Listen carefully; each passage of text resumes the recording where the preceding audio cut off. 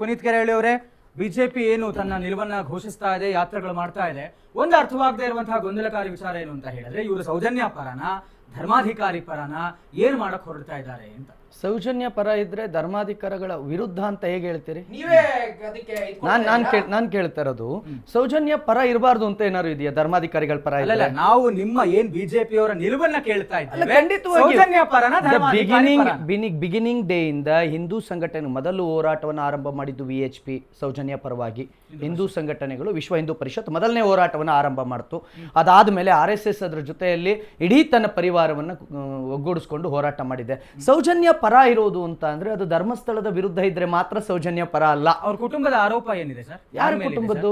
ಅವರ ಕುಟುಂಬದ ಆರೋಪ ಅವ್ರು ಮಾಡ್ತಾ ಇರುವಂತದ್ದು ಮೊದಲು 1 ವರ್ಷ ಯಾವ ಆರೋಪವನ್ನು ಮಾಡಲಿಲ್ಲ. ಯಾವಾಗ ತಿಮ್ಮರೊಡ್ಡಿ ಬಂದು ಅದ್ರ ಜೊತೆ ಸೇರ್ಕೊಂಡು ಆಗ ಒಂದು ಟಿವಿ ಚಾನೆಲ್ ನಲ್ಲಿ ಹೇಳಿಕೆಯನ್ನು ಕೊಡೋದು ಅವ್ರ 3 ಜನದ. ಅದಕ್ಕೆ ಮುಂಚೆ ಯಾಕೆ ಕೊಡ್ಲಿಲ್ಲ?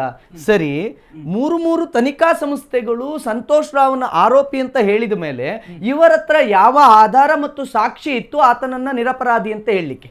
ಯಾರಿಗೆ?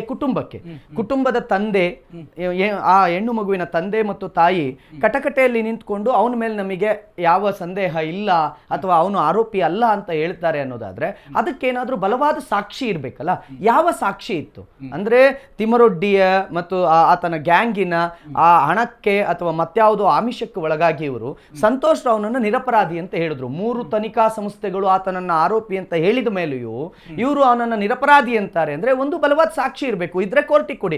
ನಿನ್ನೆ ಸಿದ್ದರಾಮಯ್ಯನವರು ಕಡಾಖಂಡಿತವಾಗಿ ಹೇಳಿದ್ದಾರೆ, ಸಾಕ್ಷಿ ಇದೆ ಅನ್ನೋದಾದ್ರೆ ಅದನ್ನು ಕೋರ್ಟ್ನಲ್ಲಿ ಕೊಡಿ ಅಂತ. ಕೊಡ್ಬೋದು. ಕೊಡೋದಕ್ಕೆ ನಿಮ್ಮ ಹತ್ರ ಮೊಬೈಲ್ನಲ್ಲಿ ಇದೆ ಅಂತೀರಿ, ಕಿಸೆಯಲ್ಲಿದೆ, ನಿಮ್ಮ ಹತ್ರ ಎಲ್ಲ ಕಡೆ ಸಾಕ್ಷಿ ಇದೆ, ಅದನ್ನು ಕೊಡಿ. ಅದನ್ನು ಕೊಡೋದಿಲ್ಲ. ಹಾಗಾಗಿ ನಾವು ಹೇಳ್ತಾ ಇದ್ದೇವೆ, ಧರ್ಮಸ್ಥಳದ ಪರ ನಿಂತ್ಕೊಂಡ್ರೆ ಅದು ಸೌಜನ್ಯ ವಿರುದ್ಧ ಅಲ್ಲ, ಸೌಜನ್ಯ ಪರ ನಿಂತ್ಕೊಂಡ್ರೆ ಅದು ಧರ್ಮಸ್ಥಳದ ವಿರೋಧ ಅಲ್ಲ. ನೀವು ಈ ಪ್ರಕರಣವನ್ನ ಸಪರೇಟ್ ಆಗೇ ನೋಡ್ಬೇಕಾಗತ್ತೆ. ನೀವು ಷಡ್ಯಂತ್ರ ಮಾಡಿ ಇದನ್ನ ಧರ್ಮಸ್ಥಳಕ್ಕೆ ಅಂಟಿ ಹಾಕುವ ಪ್ರಯತ್ನವನ್ನ ಯಾರೂ ಮಾಡಬೇಡಿ ಅಂತ ನಾವು ಕೇಳ್ಕೊಳ್ತೇವೆ. ಅದಕ್ಕಾಗಿಯೇ ಪ್ರತಿ ಬಾರಿ ನಾವು ಧರ್ಮಸ್ಥಳದ ಪರ ವೀರೇಂದ್ರ ಹೆಗ್ಗಡೆ ಅವ್ರ ಪರ ನಿಂತ್ಕೊಂಡಾಗ್ಲೆಲ್ಲ ಹೇಳೋದೇನು ಅಂತ ಅಂದ್ರೆ ನೀವು ಸೌಜನ್ಯ ವಿರೋಧಿಗಳು ಅಂತ. ಧರ್ಮಸ್ಥಳದ ವೀರೇಂದ್ರ ಹೆಗ್ಗಡೆ ಅವರನ್ನ ಆರೋಪಿ ಅಂತ ಸರ್ ಕನಿಷ್ಠ ಅವರನ್ನ ಆರೋಪಿ ಸ್ಥಾನದಲ್ಲಾದ್ರೂ ಕೂರಿಸ್ಲಿಕ್ಕೆ ನಿಮ್ ಕೈಲಾಗಿದೆಯಾ?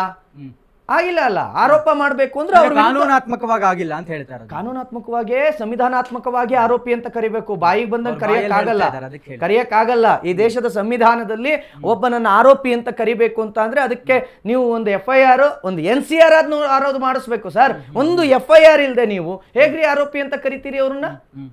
ಏನ್ ಬಾಯಿಗೆ ಬಂದಂಗೆ ಸಿಕ್ಕಾಬಟ್ಟೆ ಕರ್ಕೊಂಡು ಹೋಗಕ್ಕಾಗತ್ತಾ?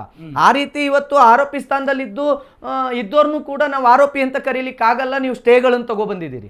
ಅಂಥದ್ರಲ್ಲಿ ಒಂದು FIR ಕೂಡ ಇಲ್ಲದಂತ 76-77 ವರ್ಷ ಇಡೀ ತನ್ನ ಜೀವನವನ್ನು ಸಮಾಜಕ್ಕಾಗಿ 50 ವರ್ಷಗಳ ಜೀವನವನ್ನು ಸಮಾಜಕ್ಕಾಗಿ ಕೊಟ್ಟವರು. ಧಾರ್ಮಿಕತೆ ಬೇರೆ ಸರ್, ಸಾಮಾಜಿಕವಾಗಿ ವೀರೇಂದ್ರ ಹೆಗ್ಗಡೆ ಅವರು ನಿಂತಿದ್ರು.